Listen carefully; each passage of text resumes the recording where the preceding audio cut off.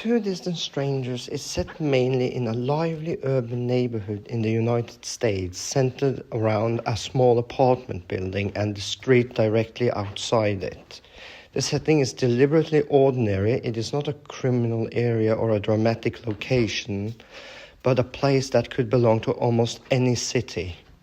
This normality is important because it shows how violence and racism are not limited to extreme situations. For Carter, the black man, this everyday environment becomes a space of constant danger.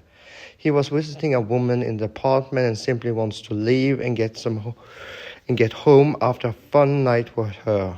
But the moment he steps outside, the setting changes from familiar to threatening. The street outside the apartment becomes the most important location in the film.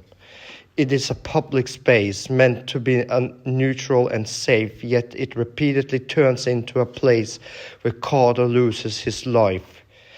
Each time he exits the building, he encounters the same police officer. The repetition of this meeting in the same setting shows how the environment itself feels trapped in a cycle. The police officer immediately assumes authority and treats Carter with suspicion. Carter's body language, tone of voice, and actions are carefully and controlled, showing that he understands the danger of the situation. However, the setting does not offer him protection. The power imbalance is built into the space itself. The film uses repetition of both time and place to emphasize the problem is systemic.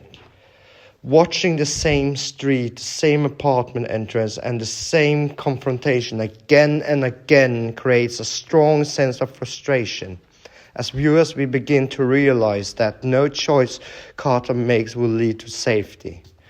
This reflects how system and racism operate, where outcomes are often decided before a person even acts.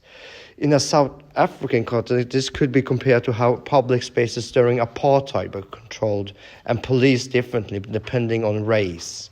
Certain streets were safe for some and dangerous for others, and the law reinforced that balance. Police power in the film is shown as dominant and largely unaccountable. The officer controls the situation from the first moment and escalates it without clear justification. The setting supports this by isolating Carter, the quiet street, the lack of witnesses,